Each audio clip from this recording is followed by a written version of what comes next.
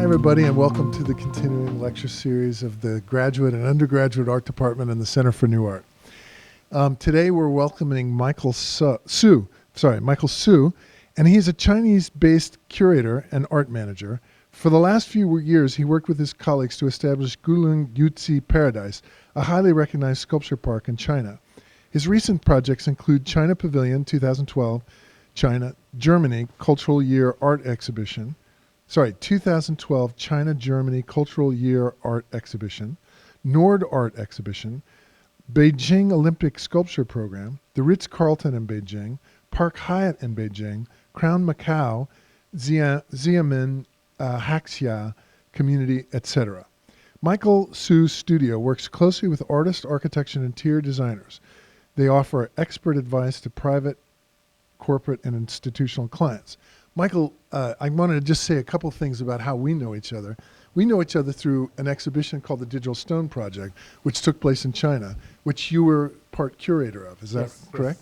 Yes. And I was also involved in that exhibition, which was extraordinary. But that was in 2012, 2008. Oh, I'm sorry, 2008. That's ridiculous of me. And it was one of the first exhibitions of its kind in all of China. And we knew each other then, and now today, for the first time, we're meeting each other, and we're really lucky to have Michael with us. So please welcome Michael Suh.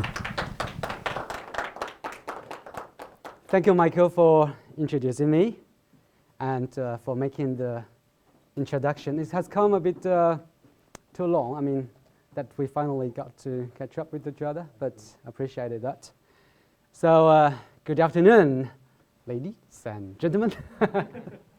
Yeah, well, thank you for coming to my presentation. I would like to first make a small survey, if I can.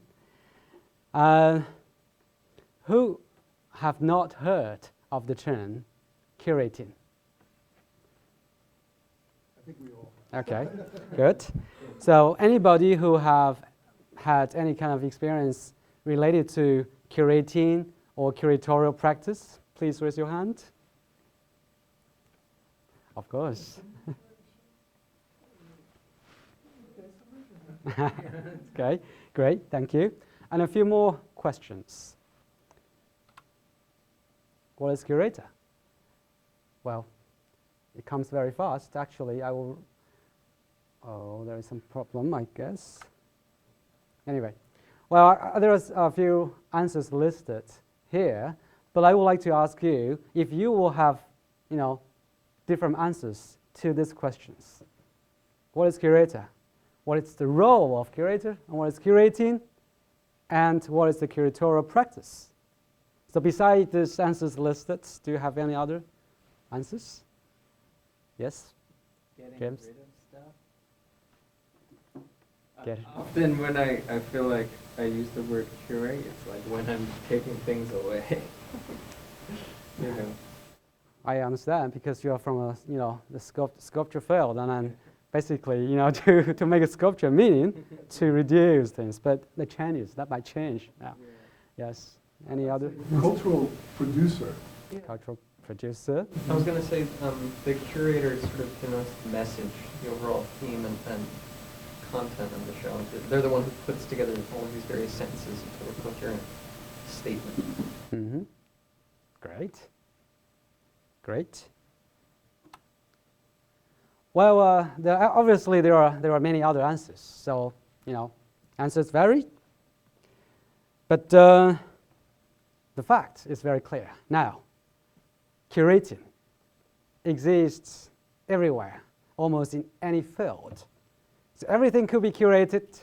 Everything could be called as everything we do could be called as curating. So one day, if you come across somebody, introducing himself or herself, saying that I'm a curator of food, of whatever it is, you will not be too surprised, I'm sure. But I began working in art in mid-1990s, but I did not start as a curator per se. But my role then will be called as a curator if we take the contents being a curator as what we understand now. At that time, in mid-1990s, my home country, there is not such a term, or not to mention such a profession as a curator.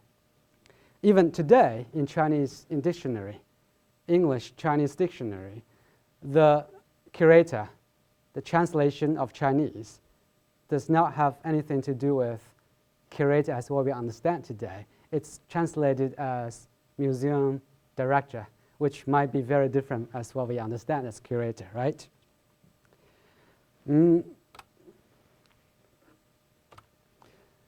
But 20 years working in this field did bring me a title of curator. And so I was trained not in the school to become a curator, but I grew up, let's say, I became a curator naturally through my hands-on experience. And I would like to share with you briefly my path. So in 1996, I started working with a project in southern China, Guilin, which is called Yuzi Paradise Sculpture Park. It's our first project to introduce artists from the West to commission them to make monumental sculptures in nature, for them to be located in the natural surroundings. And that was a very pioneering project. Nowadays, there are many artists. We work together. 20 years later, they become very established. And then in 2004, before 6 or 7 full years working there, I went to Athens to work on a project called the Olympics of Visual Art. And in 2005, I got to work with the Beijing Olympic Program, sculpture program, for 3 years until 2008. And then the same year, when I was about to finish the Beijing Olympic Sculpture Program, I was involved actually as a project manager, which had something to do with the curatorial practice as well, in the project called Digital Storm. So that was when I worked with Michael.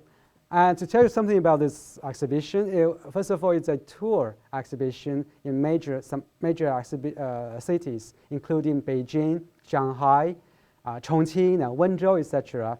It's the first project, as what Michael said just now, the first project introducing 3D printing, 3D technology in art, in sculpture in China. Now in China, everybody knows about 3D printing, so it takes the world. But then imagine the big machine, the 3D printing machine. We place it in the museums, and it started to print three-dimensional objects. That was amazing. That amazed so much audience when they came here to see something. That was very different from the 2D printing, how they worked. But that was the project. I got to know about what Michael was doing. And now, how many years? More than 10 years. And Michael, we've got older, and Michael has become the established artist and the director for the center. That's, I'm getting old as well. So but anyway, time passes, yeah. And then in 2010, or before that, in 2009, I went to England to study public art and to do also a degree in curating contemporary art. And in 2010, I started to get involved in some sculpture parks at different places like Wuhu, Haining, Wenzhou, and Yiwu, etc. I'm still working on these programs. And in 2011, I founded a project which is called the vibrARTion project. Now it has traveled to over 12 cities in the world, and we have done 22 editions of this project, and it's still going on. And in 2012, I worked on the Chinese Culture Year in Germany, bringing 3 major exhibitions there. I sent basically 15 large containers of artworks there. So these were the major art events, art exhibitions of contemporary Chinese art then. I was very proud that we made it happen. And the book there Michael has is part of this project. Yeah. Yeah, that's one of the 3 exhibitions. And in 2013, I started working with NordArt Beijing as curator and executive director there, which is challenging but very exciting. And in 2014, I started working with some partners, some friends in Switzerland to establish the China-Switzerland Art Festival. And then in 2016, actually a bit earlier than that, I started working on the Beijing Peninsula Art Program as the art director and still going on. And in 2017, I'm launching a new project called the Future Academy, which is one of the reasons I have been traveling, and I would like to share with you part of this program later in this presentation. So looking back the exhibitions and art projects I have been involved, I will define my curatorial practice as curating in action with brackets for the letter for the word in. And I always felt that I am a curator of action, and at the same time I want to keep a comparatively humble position, a humble role, being a curator of in action. So on the one hand, this reflects an active and sometimes aggressive participation leading to the production of exhibitions, of projects, trying to bring the ideas in the air into realization, into the final product. So this is the part, being a curator. I mean, I would say this is the fundamental, the most essential part, being a curator, to be able to realize things when they are just ideas. But on the other hand, it shows a kind of subconsciousness to minimize the curator's creative role by setting back and highlighting artists and artworks in the center of the projects. Sometimes I think it's problematic that artists and artworks are pushed back to the background of a project, of an art project. Instead, the curator's idea or the role or the position of the curator is in the center of everything. So artworks, artists, they are, like kind of, supporting materials, the materials to support the curator's concept. Well, this could be the direction of many curators' practice, but sometimes I really think it's a bit problematic. So in my practice, some part of my practice, I would like to see that it is our works that delivers an exhibition, not only the curator's idea. And so being a curator of inaction is an effort trying to give the artistic power back to artists, thus to present exhibition with raw materials and deliver the artistic originality to a best degree. I wanted to, I like what the curator of Documenta 13, what is her name? She is Caroline Christoph Bakajev. She said she was allergic by the artworks brought by curators to demonstrate their intelligence by juxtaposing those artworks. So I felt very, I agreed. I can't agree more to what she said.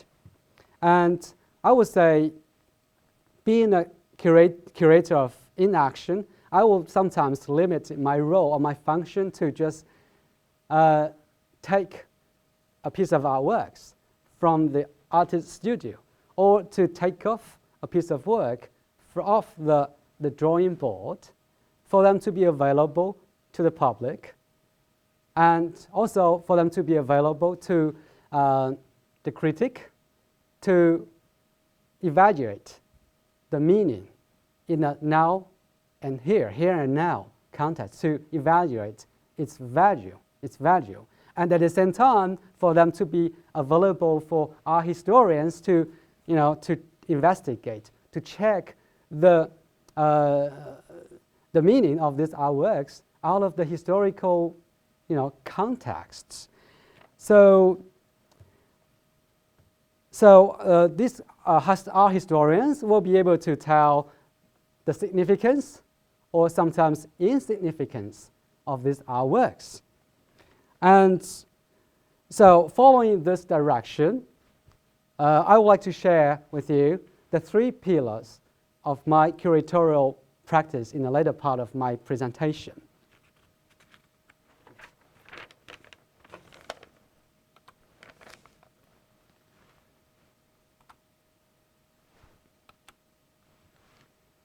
Anybody who can recognize this picture? It's hard, huh?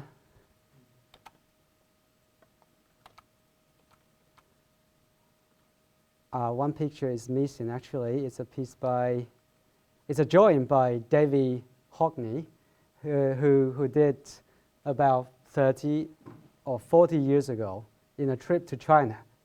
So he made a drawing exactly out of this context. Yeah. But that picture I showed you just now was one I took about 20 years ago.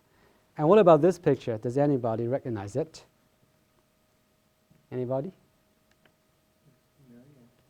Yeah. Well, this description is copied from Wikipedia, and actually, it's my hometown. It's Guilin, where I'm from. And just now I mentioned the project Yuzi Paradise is actually in here. And it is where I started my career in art. And the project I involved is really something that shaped my view or my vision for my later curatorial practice. You might want to know Guilin is a small but gorgeous city with all this fantastic natural landscape. And then the project I was involved, it was invested by an entrepreneur from Taiwan. I think he is really a man of vision for future. He bought a large piece of land, about 700 hectares, which covers 25 hills and mountains. So it's a beautiful natural landscape, but farming wouldn't work there. So we were thinking what we can do there. Now we had an idea. So maybe you will recognize this picture. It's Plato's Symposium depicted by an artist. So finally we decided to do something to complement the natural beauty, and art became the final choice. Sculpture Symposium was the title we call the program. Unlike the modern usage, symposium for most of you, it's not. It must be something related to conference, right? Because in ancient Greece, it meant something different. It will have some categories. It would say the meaning of symposium is drinking together. So it was usually a drinking party, usually held on these occasions to bring a young person, a young man, into aristocratic society or to celebrate victories in a context, either a context of poetry, of performance, of philosophy discussion, etc. And so a symposium in ancient Greek will always be accompanied by good wine, rich food, entertainment, such as different kind of entertainment, poetry, music, performance, etc. So then, in ancient Greece, symposium was a source of pride for many of the people living in that time. The sculpture symposium in Guilin has everything of the above. It was a revival of the ancient Greek symposium. The only difference was that it took sculpture creation and as its central activity. Instead of offering artists an artificial place to temporarily display their art, as what we are doing in a museum or in a gallery, the game here, the central game here, was to give the artist the opportunity to work in nature. And this has proved to be a very challenging but rewarding experience for me, myself, and also for the artists participating in this program. So we invited artists from China and all over the world to work there for 1 month up to 1 year. The first thing when we talked to artists, the first thing we asked the artists to do was to get to know the local culture and the communities. Then they will work with a team of assistants to realize their projects. It was a great experience for many of them because they will find it, if not impossible, it will be very difficult to realize such monumental sculptures in their own studio. And the most exciting thing for them is that their artwork, after completion, will be site-specifically installed in the nature, in real nature. By doing that, they will have their own unique voice, having dialogue with nature. So I worked there full-time till 2002 and helped realize over 400 monumental pieces, sculpture pieces. And many artists I worked together then, 20 years ago, they become big names nowadays. And unfortunately, some of them have passed away. And many people I have been still working together. And these are just some casual clips from a search engine. And so these are the artists who have participated in this program. And these are the sculptures. You might be familiar with some of them.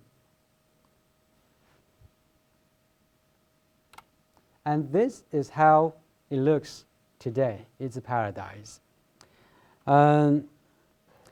There, the flying wing, the wing-like sculpture is by an artist called Guilin. He was from Bulgaria but has been residing in Italy for many years. And that piece over there, it's a group of stone, each of about 10 meters column, granite, by a Japanese sculptor called Masayuki Korida. And that's a very, very interesting piece, one of my favorite pieces there. I have many favorite pieces. Is it local stone? Yeah, we can say that. It's about 1 hour drive from there. But I mean, this is a very good question. I wanted to mention now you cannot get these stones anymore because to mine them from the quarry in mountains, it was difficult. And the road, there was not such a proper road, so we had to manage getting them out of the mine. Now the roads are good, but this kind of heavy, lengthy stuff, they are not allowed to be on road anymore. So this, my boss then, I said he was a man of vision. I'm not talking about the business part actually, but if we are talking about this, he is really great thinking behind. I've had the calculation about the investment into this group of sculptures. To compare its value today, 20 years, it was just absolutely a great investment. as for a return, thinking about this material. The material itself today, it will be worth of, the investment we did before. So, but anyway, this really a challenging material and also exciting that attracts all of the artists who wanted to come to work there. Yeah. So this is the art center. The sculpture here is by a Polish artist called Barbara Folander. Once again, it's a single column of 12 meters high,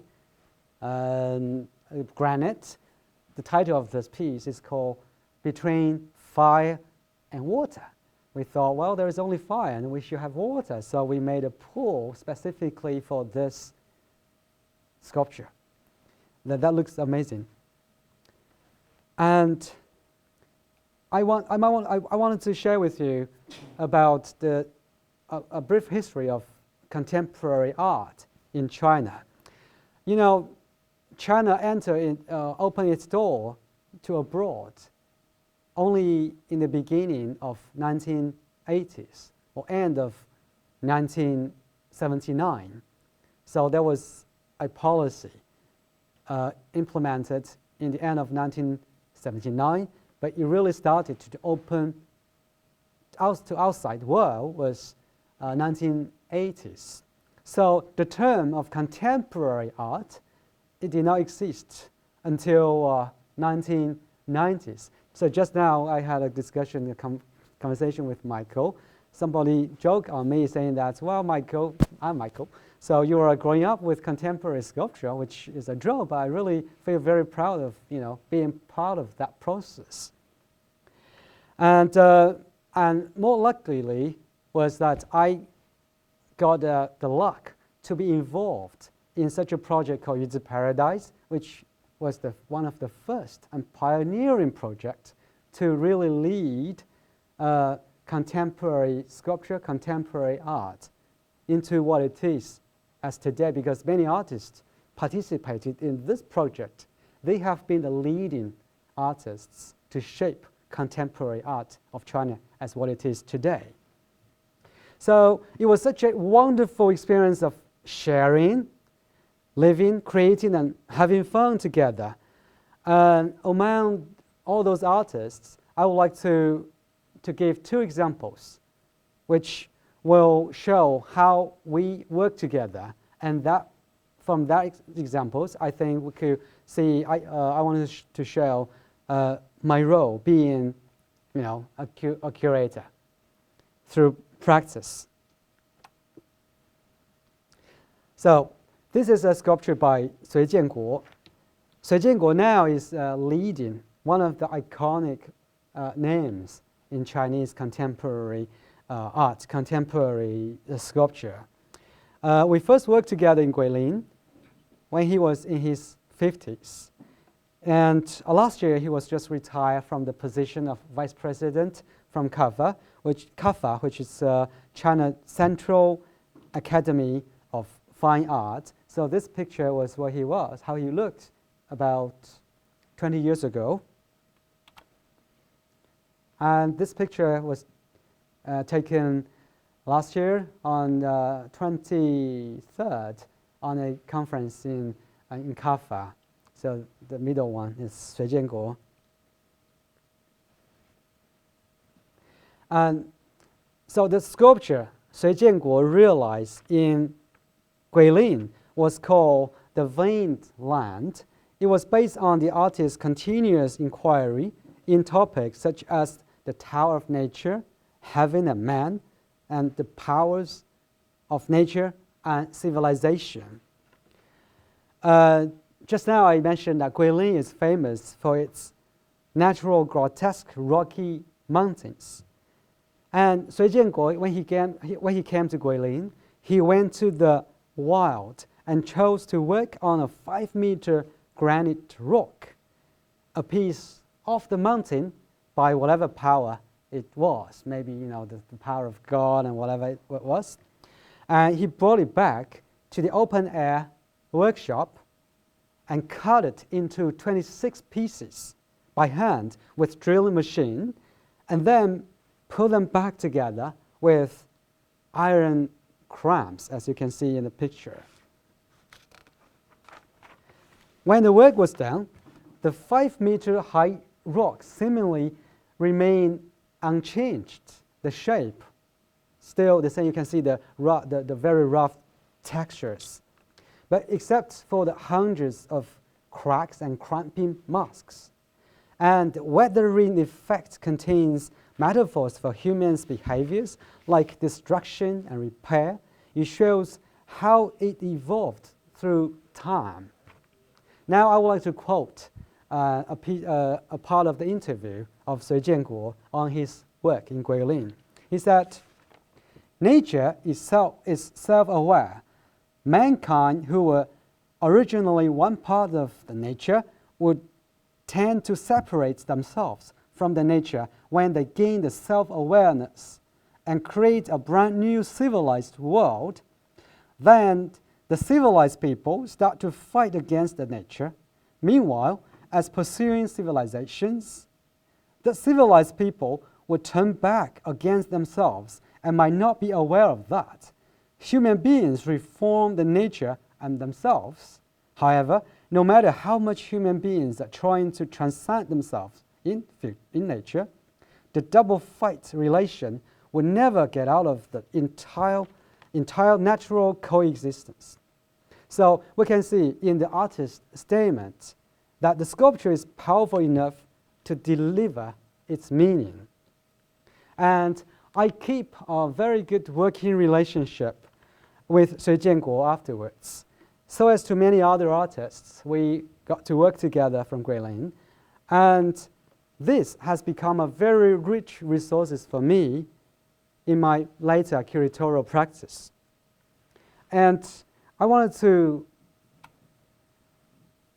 to show some of the works developed by Cui Jianguo afterwards. And this you might have seen this kind of works in different places because he has been widely exhibited in different places, different museums and top-level venues. And this is a dinosaur made in China. Another one he made in 2007, skeletons. And this is another example I would like to show how an artist works in Guilin. This is a piece by Eric Terret from France. So after I sent him an invitation, I will study his portfolios. And I realized that he was an artist who had talent working in space. And he was specialized in stone and very good in establishing that kind of intimate relationship between human beings in the set environment or surroundings. And normally this kind of setting will invite people to interact with our works. So we invited him to Guilin and gave him the time to walk around and let him be inspired. So that means that we actually did not really know what we wanted him to do, knowing that he has that kind of talent in making something out of the content when he experiences it. So nearby our open air workshop, there was a beautiful small pond behind a hill.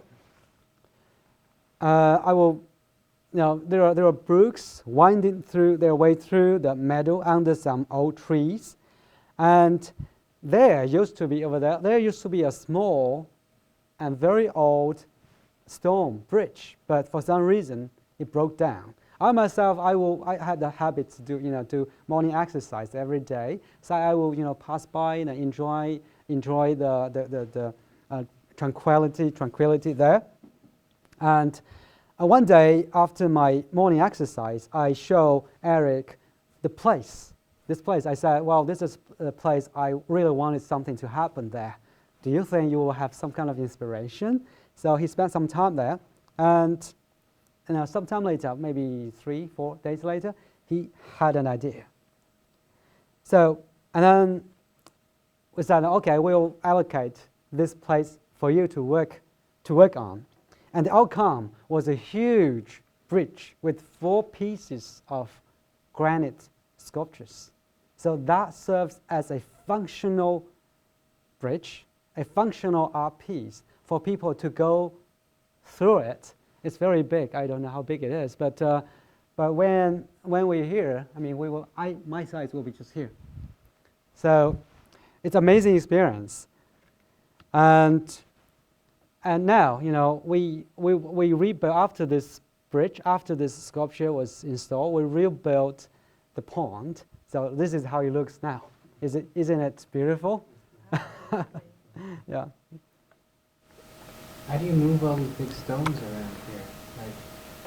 Like big cranes? Big cranes. Yeah, there was a picture just now in the previous slides. The big cranes. This is very interesting. You know, normally when we did a symposium, we will have 10 to 20 artists working together, thinking about it. They are all working on huge sculptures, and so they need have machines, assistants, manpower, etc. Sometimes, you know, that was kind of fight. I wanted to do it now, and then part of the curatorial job is really to make the balance, to make sure that projects are realized finally to everybody's content, heart's content. Are these various sculptures manufactured on site, or are they worked on elsewhere? On site. Yeah, we had an open air workshop, but after I think 2-3 years, we also built a workshop with all those machineries, indoor machineries. But for the stoneworks, most of them will be for outside because they're too big, and the dust and noises. Well, we thought it's better to be outside. Yeah. So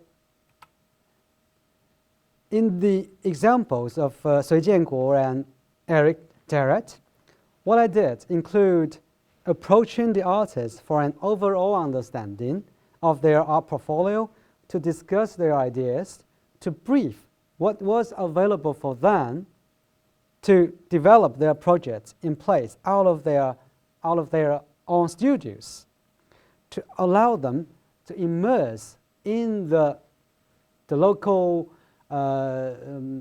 contexts and local communities in the field, and also, of course, to offer necessary logistic assistance, such as machines and manpower, and to be there anytime to give whatever they need, either critical input or logistic assistance. And this shows my basic understanding how curators and artists could work together. And it is a process of curating in action, as suggested in the title of this presentation. And I wanted to respect the original meaning of curate, which is to care, not to use it to show your ideas. You have to care about what the artist is doing and what the artists or the artworks need.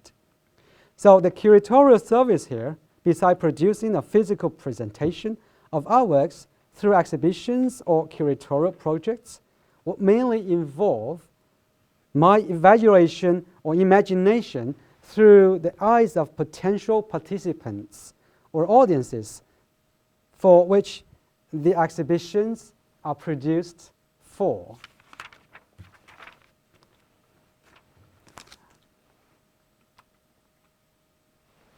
And here, let me quote a curator. I think the name you might be very familiar with, Hans Ulrich Obrist, on the word curating. He said, "Curating is about connecting cultures, making junctions, allowing different elements to touch, and a form of mapping that opens new routes through a city, a people, or a world." Just now I show you some pictures here. This guy behind me, oh no, this is me. this is the fabricator who made these sculptures.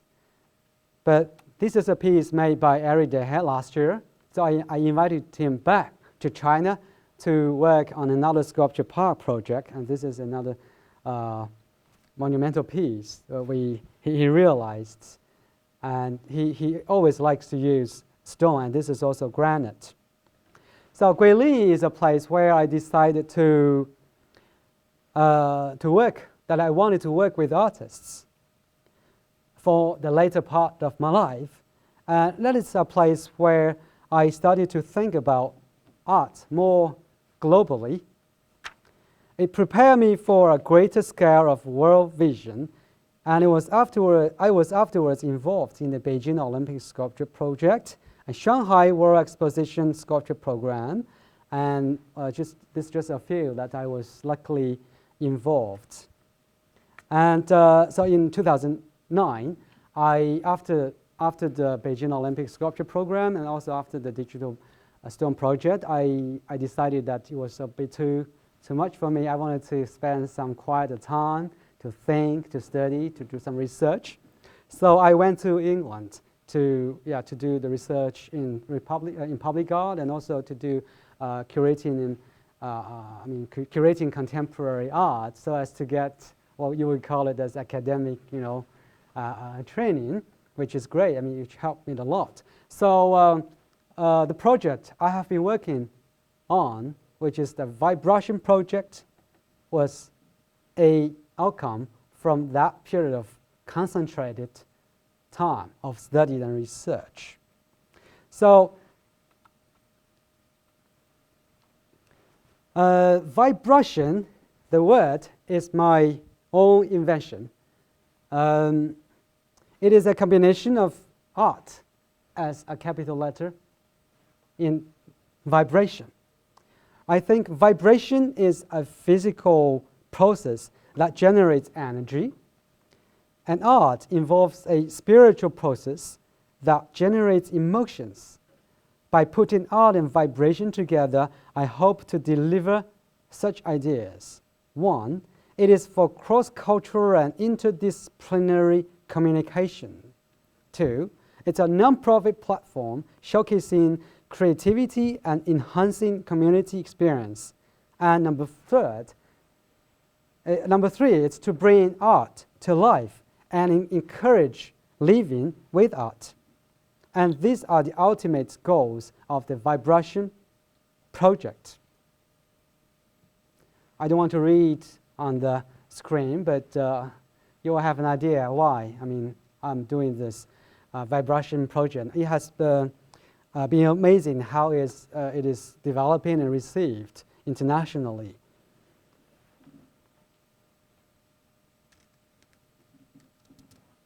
What year was this, Michael? I'm sorry. Sorry? What year was it? I founded it in 2011 when I went back to China from the UK. But the first edition was in Hamburg in 2012. So that was part of the Chinese Culture Year in Germany.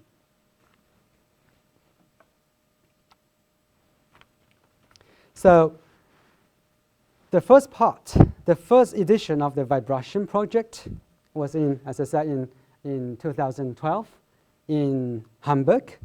I would like to list some figures related to this project till the beginning of 2017. So 2017 is the 5th anniversary of this project. So it has traveled to, when I say travel, it means that this project it has different, different venues, different artists, different nature of projects. But it has happened in more than 12 cities in the world, with over 468 artists participated, and more than 1 million visitors have seen this online or offline. And now I will quickly go through some exhibitions of the vibrARTion project. So this, you see, Has anybody been to Hamburg before? So you must be familiar with this street. It's called Großbleichen Street. It's a very, commercial business central street with all those luxurious brands stuff on this. But so 2012, before that, they have been gone through the renovation process. So this project, vibrARTion Hamburg, was to reopen that street. And I invited 8 artists from China to exhibit 18 sculptures there. I'm going to quickly show you some images. So this is the context I work with, Hamburg, and this shows the streets, the venue, the fields artists and I work against. And these are the side shots. This is a bronze piece. It's a small one, but it's really a very interesting piece. Actually, this piece, the lower right, that piece is very, very heavy. We have to use a forklift. It's bronze. And then vibrARTion 2, it's the first part of the Forms of the Formless exhibition. And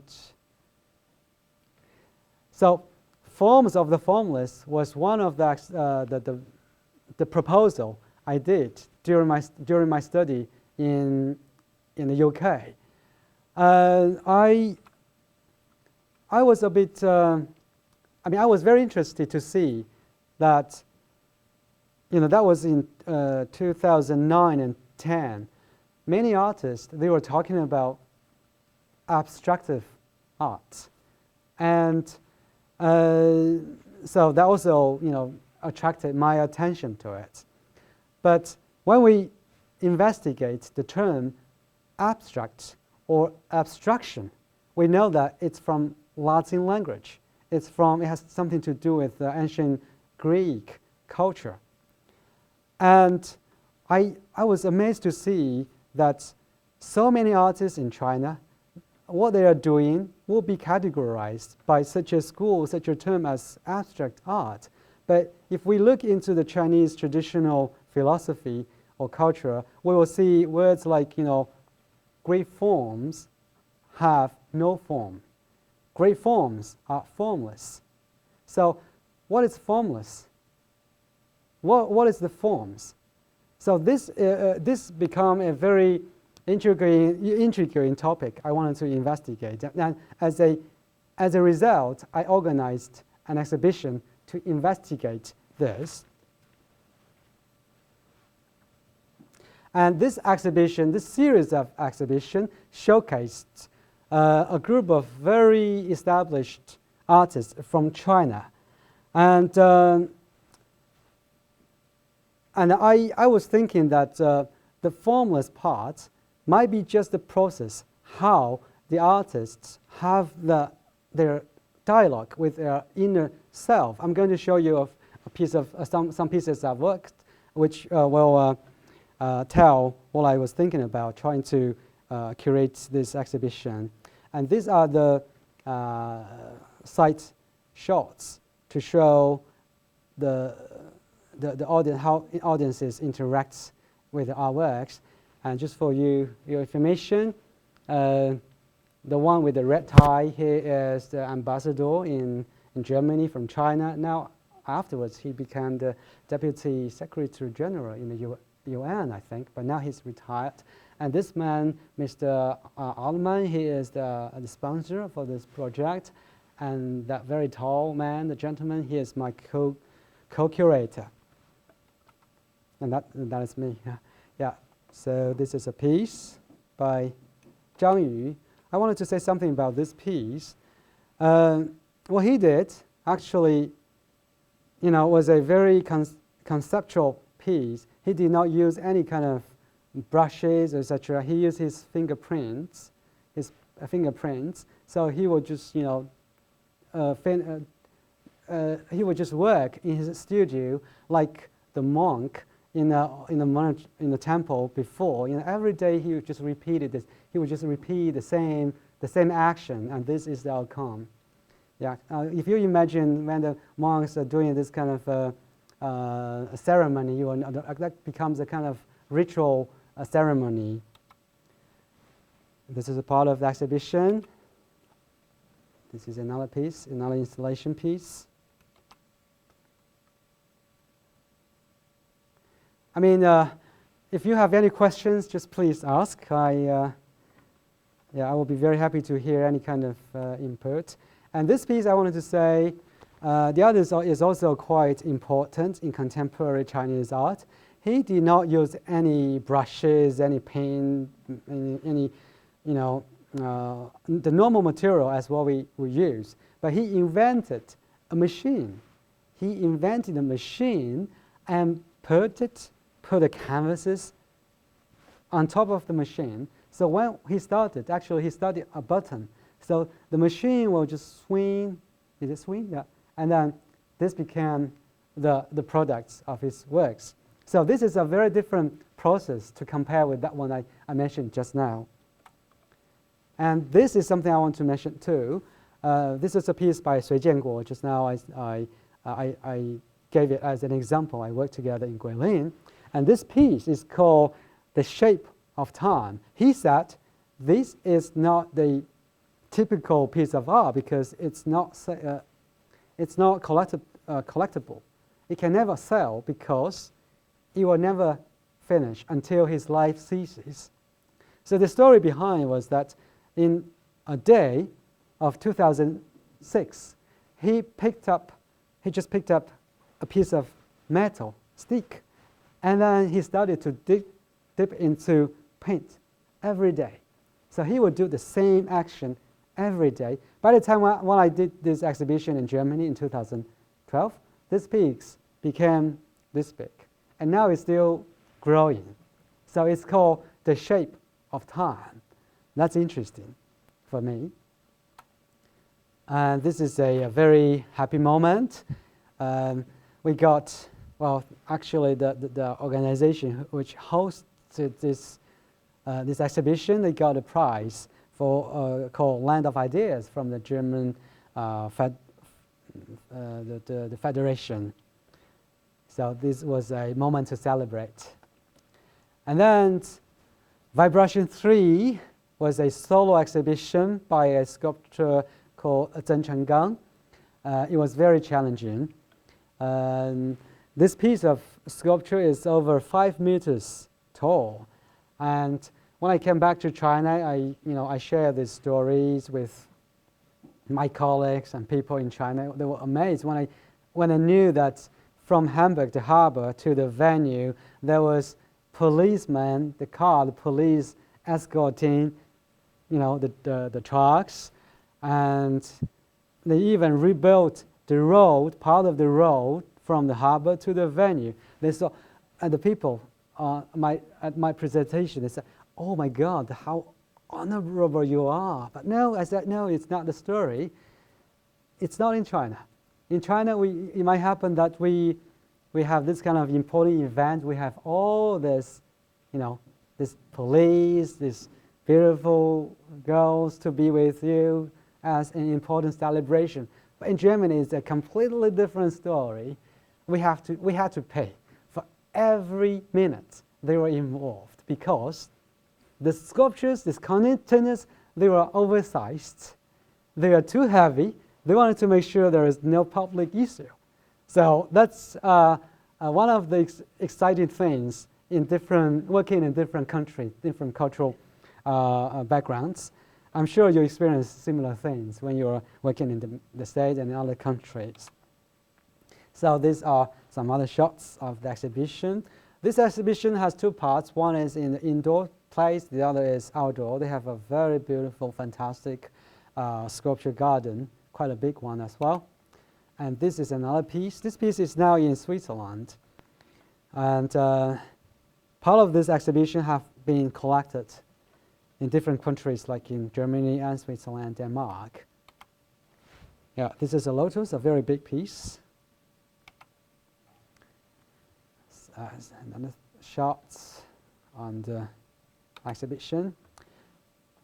So this is the fourth vibrARTion project in Denmark. This piece called the Prophets. And this piece after the exhibition in Denmark, actually on another side, the right-hand side, was a major piece by Oliver Eliasson. But this group of sculptures, they then were exhibited in Switzerland, and they were permanently installed in 800 years of church. So that became a part of the city's collection. That was called the Prophet series. And this was in Denmark.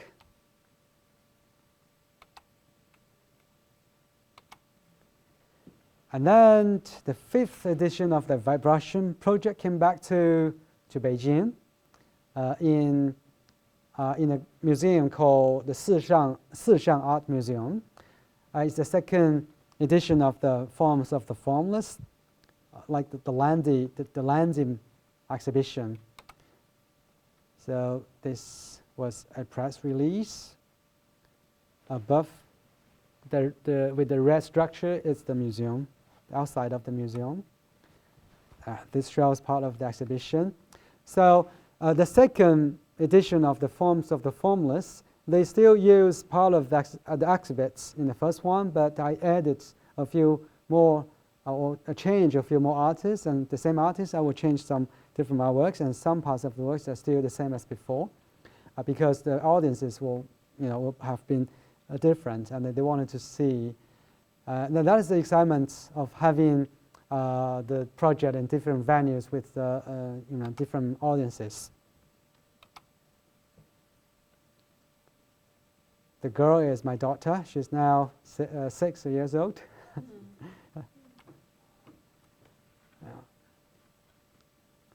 So this is another setting of the same works, but in different ways of arrangement. Yeah, this one is by Zhang Wang. Zhang Wang is another very important artist of contemporary China, and he also invented a machine which will similarize the natural forces. How, like for example, storms, lightnings, rains, earthquakes. So he has all these kind of natural forces in that machine, and these rocks are the product of this machine. And the title of this project is called 1 hour equals 100 million of years. That's a smart idea, right? About how the technology could change the world. Yeah. Some other shots. What was the name of that one? Zhang Wang. Yeah. So vibrARTion 6.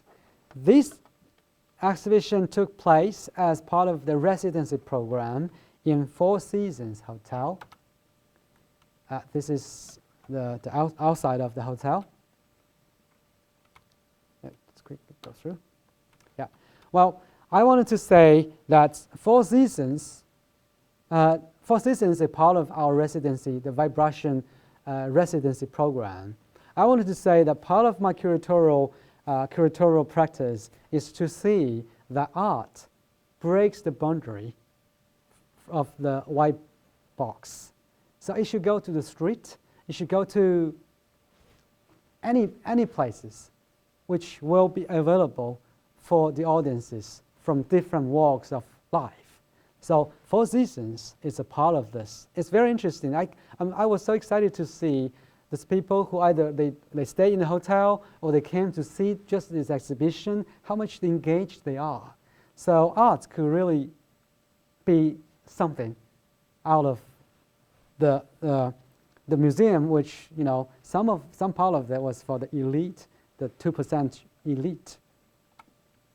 So this was the third exhibition of forms of formless. This catalog was a product from this exhibition. It was in the Hubei Museum of Art. It is one of the most important state museum. This exhibition covers all the 6 major exhibition halls, and artists were so excited. They said, "Oh, that was such a luxury," because for the most exciting part of the arts in the exhibition is that they need to have spaces to breathe, which differs a lot from the traditional role of curator. When they, let's say in the 19th century, one of the curator's function will be just to place the artworks on the walls. They might be frames, overlapping frames, just closely, displayed on the walls. But now it came to another direction that artists wanted to have a space for their art to breathe. And this is very rare because normally places could be very narrow, close. But I was very happy that this happened in this museum. They gave the whole museum to this exhibition. And another interesting part that they painted red. That was a very interesting context as well. Yeah. So this is a big wall, a big piece of artworks. And then another exhibition out of the residency program in 4 seasons.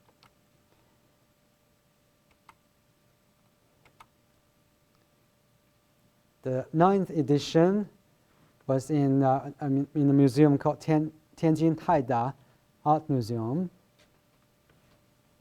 I worked together with a curator from the States to work on this project. So this was the first time when the vibrARTion project opened, not only to the artists in China, but also open to the international artists, international participation. Because the original idea of the vibrARTion project is to present the contemporary Chinese art to abroad. But now, starting from this edition, we started to organize in different venues, but inviting curatorial participation and also artists from the West.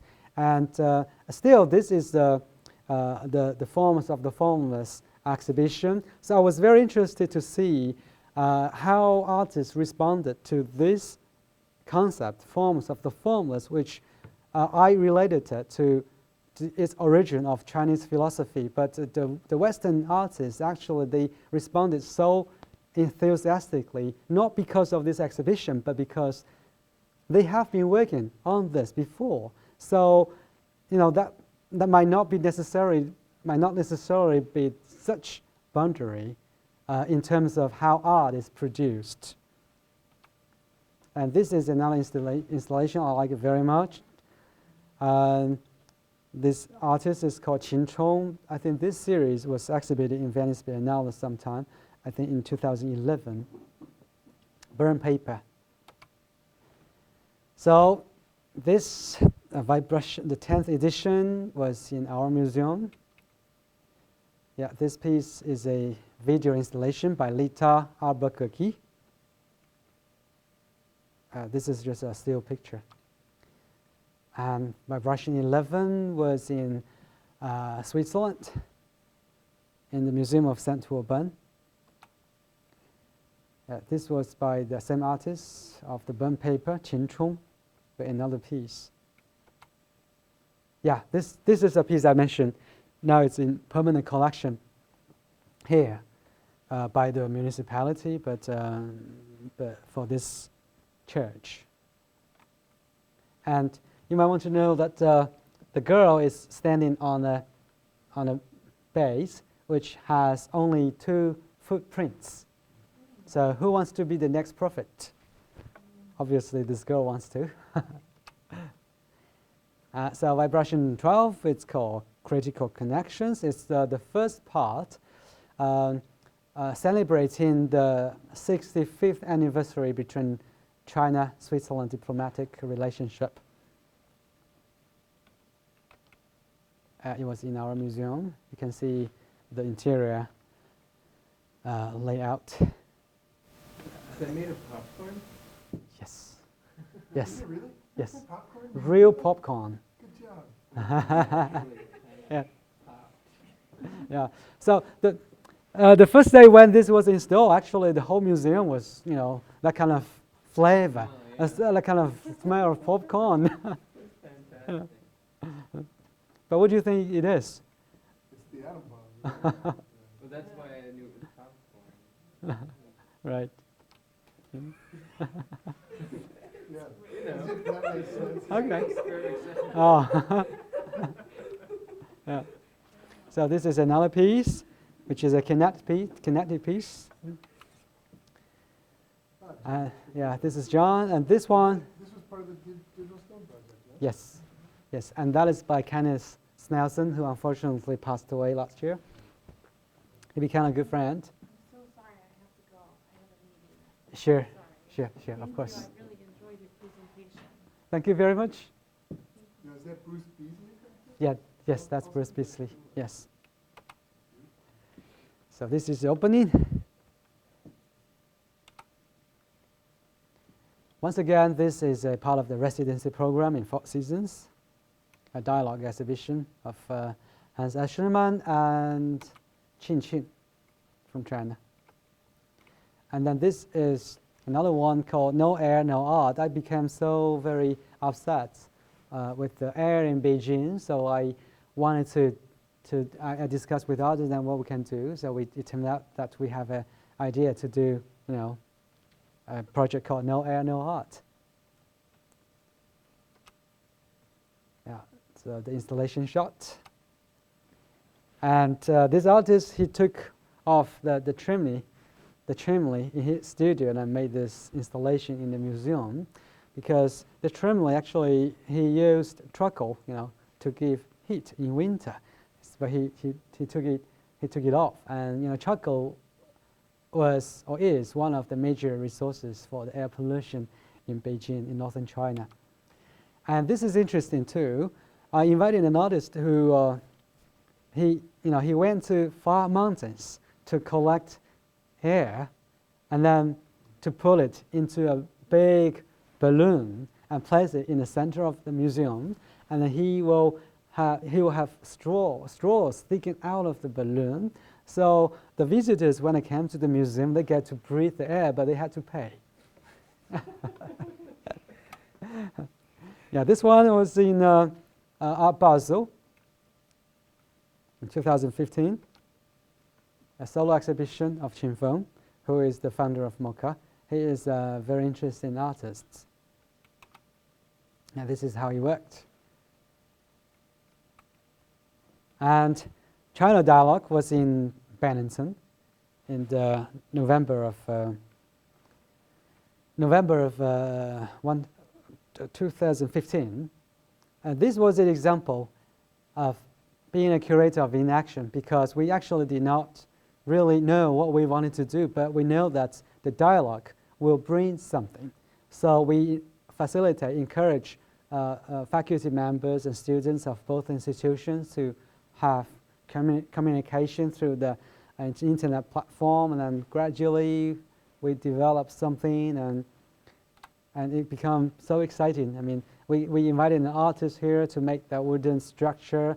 It was originally as the sign of the at sign, and this is an artist who worked with the coins. So this is what was built, the coins, the actual coins, and so it was a combination of installation of this pieces, this bamboo pieces, and also the live performance. Yeah, that was very exciting for most of the people participating in. And then Borders and Bridges was one focusing on artists from Germany and other countries. The side shot. So my daughter becomes a bit bigger. Yep. So this is the museum. Yeah, let me go faster. Okay. Yeah, I wanted to show you a clip.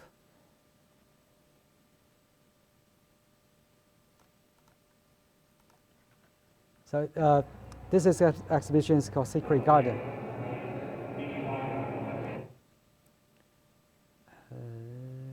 Wanted to show you something. Yes.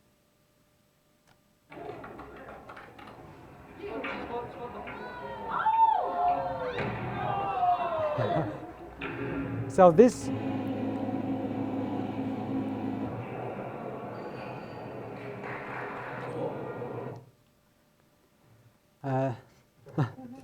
So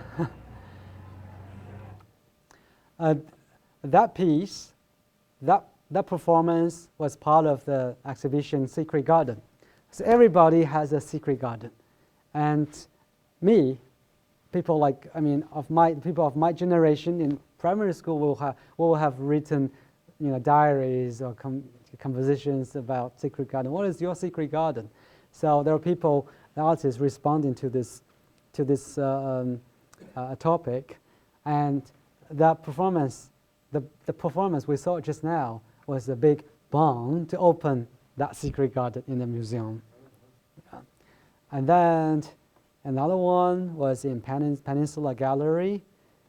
The gallery is part of the art program in the Peninsula project. So I was responsible for the permanent art collection. I also we built the gallery actually in this hotel, and there is a residency program as well.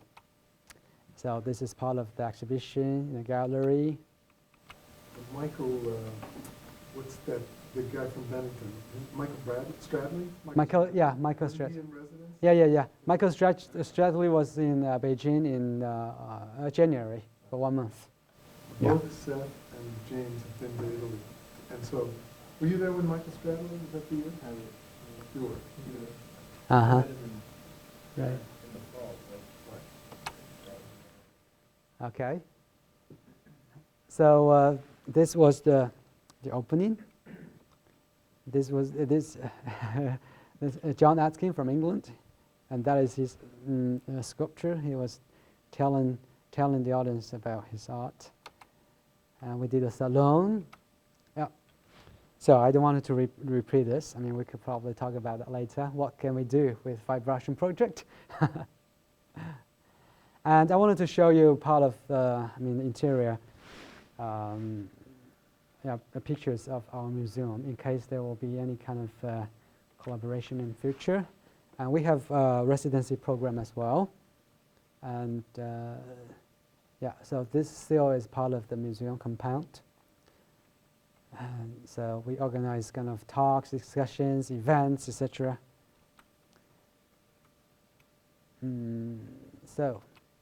And now I would like to spend a little bit of time to talk about the project I'm running.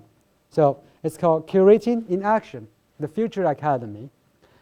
First of all, Curating in Action is a project of curatorial studies, but a different part to compare with other existing programs is that this program focuses on real-world projects, meaning the participants in this program will start from the very beginning of conceptualization of a project through study, through research, and through guidance by professionals from different fields. They will work through this program, this project, till the final realization of the project in the real venue. So by being part of this project, participants could get the hands-on expertise, how to solve the real-world problems. So that's supposed to be an addition part of the pedagogy system, which most of the systems will only focus on, not only, but will focus on the theoretical study in class. So there is a extensive outreach of this program. So that is the Curating in action. But why the Future Academy? Well, first of all, Academy. I mean, this is inspired by some conversations with my friends. They are either teachers, professors in different academies, or they are teaching in different institutions. So we discussed about the academy. We know that academy is a word originated by Plato in 375 BC. So it was, academy was a positive production method or platform. But now, I'm talking about Chinese context, many people, many artists, they will be very reluctant to be associated with the term of academicism or academic style, because that might sound a little bit outdated. So that's a bit problematic. So the reason why we do the Future Academy was really try to investigate the status quo, the problems of the academy, and see what the future will be. And so the Future Academy is taken as a comprehensive curatorial project conceived for that Curating in Action program, which means that the Curating in Action program, it might go on and on with different components, with different participants. So each group might work differently on the concept of the Future Academy. They might work on, for example, the production of an exhibition called the Future Academy. They could produce a conference or a publication or whatever it could be. And well, this is why I have been traveling abroad and trying to, to give this opportunity to different institutions who also have the same interest and the same demand. And luckily, we will launch this project in May this year in Hangzhou, China Academy of Art. So we have a specific title, which is called Curating Public Art, Minimum Unit. The idea was to introduce public art into the local communities and local public spaces. So the participants will be students of either curatorial study directions or the practice in art directions. They will be collaborating together with guidance by professionals from different fields. And then the outcome will be proposals for this particular communities or particular spaces. So it will happen in May. And then the next one will be the exhibition. I hope that we will be able to, to discuss and work together. Well, I think that's the end of my presentation. Thank you very much.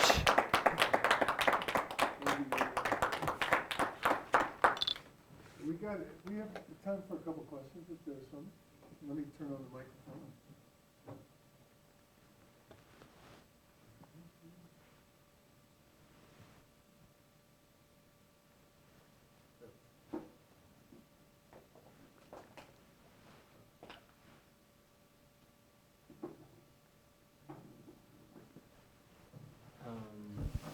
Okay. Yep. Let me think of how to put this. So, I know the idea of contemporary art in China is relatively new, but Western contemporary art, at least in some part, I feel is appropriated from ideas of abstraction that comes from thousands of years of Eastern culture itself. So is there a weird sort of redundancy there? Yeah, is there like a conflict there? Like this thing that's coming in that's called contemporary art is almost like it's coming from the West, but it was stolen from sort of Eastern ideas in the first place. In some part, I feel like, do you have feelings about that? Yeah, I mean. Or is that valid at all? Well, I mean, contemporary art is really a big topic, right? There are many discussions. So what is contemporary art? what is contemporary art? Does it have something to do with what it is today? Or is it just that kind of concept which lead the art into another step? I mean, this is very interesting, but there is a criticism from China saying that contemporary art as a term, as a school, as a term, that might be that kind of, how do you call it, strategy or whatever it is from the West. West particularly means the States. Yeah. They said, well, the States do not have that kind of tradition as what European countries have. So they invented something which will take the world. I mean, this is not my point of view. I mean, there is some kind of discussion about that, which is interesting. I mean, for me to talk in different places with different people, I would like to know what exactly does that mean in different places, in the States, for example. But no matter what it is, the current, to keep it, to be current, to be of today, I think that is important. That is very important. So I don't think I'm going to be able to answer this question. But me, being a curator, well, you might come across such questions that when you have something like, what is contemporary art and what are you doing, what is the difference, etc. What about curator? Are you a contemporary curator? How can you be a contemporary curator or the curator of contemporary times? It's another very difficult question. So I would say, if you want to really be a curator of the contemporary time or contemporary curator, you will have to be at least to be able to travel in the next day when you need to. You need to just be on the world to be with what is happening today. So, and then this is my response about this contemporary topic. But I think you did mention something about the tradition going back to. Yeah, specifically, Yeah. you were talking about abstraction and Mhm. how all this art is coming in, and it has this idea of abstraction, which is actually something that's kind of always been there in Eastern philosophy and art, So the Western Yeah. art being inspired Yeah. by Chinese art, for example. Mhm. Yeah. Now they come back almost to be almost like a punctuated equilibrium. Yeah. A Yeah. biological re-meeting. Is that what Uh-huh. you mean? Yeah, exactly. Yeah, exactly. So we see actually, the East and the West, they used to be, leading their own ways in this way, and then suddenly they cross each other, and then they will come together, right? I had this kind of discussions, this kind of conversations with other artists or museum directors, curators also. For example, let's say 10 or let's say 20 years ago, when I went to China, these people in art, before they went to China, they saw those artists from China. They did things which you felt they are so familiar. You felt that they exist, everywhere in the West. Then they were surprised. Look, actually, you have your own origin. All these master artists, Picasso, Dali, all these kind of artists, they have this kind of inspiration from the Orient, from China, from the history. But now, it seems that, there is such a kind of, return. So art is something to do with the social, political, economic systems. I do believe so. So we were talking about abstract art and about the academic system. Now, very interestingly, in many institutions in China, they started to focus on the figurative training of sculpture. because this was a part, they thought that in the West, it might be something that has been missing in the past years. I don't know if it's true, you will tell me. But yeah, it's true. I mean, when, especially on the turn of the new millennium, the Chinese artists, they began to look more inward or backward into their own root of the culture to try to see what they are. So I think that's another kind of, that's a revival of confidence. That's a confidence. But I don't know, how would you like to see, how would you see it, saying that the Western artists might look into China? What does that mean? I would like to hear what you say about that.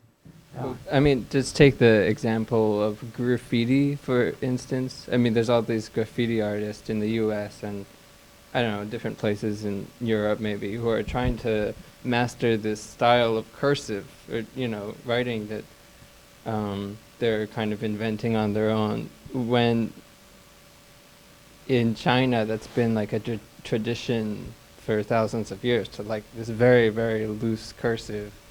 I mean, I don't know how related that is to graffiti, but I feel like the looseness is very similar, Mm-hmm. Yeah, Chinese calligraphy.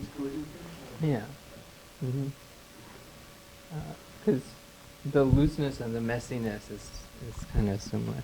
There was one piece that was in front of the Beijing Museum that looked like it was just graffiti. But I mean, to me. You mean that sculpture? Yeah, with the writing in the middle of it. Right, Yeah. right. So like you. To my eyes, usually seeing graffiti everywhere. That's what graffiti looks like to me. That's interesting. You must go to China. Yeah. I really want to. Yeah. Yes. I think maybe it's not a good way to me always to stand here to talk. Maybe we can just go there and then we. Well, are there any other questions? Because you guys are going to have a chance. Go ahead. I had a question about, you said that there was a large focus on abstraction in China. In what way, especially as a curator, because you have some control over the kind of work that gets shown and the content that goes out and meets the public, in what way has the interests of the art world changed over the last 10, 20 years, especially in China, because the borders have become more open? How has that changed for you, and what part have you played in that conversation?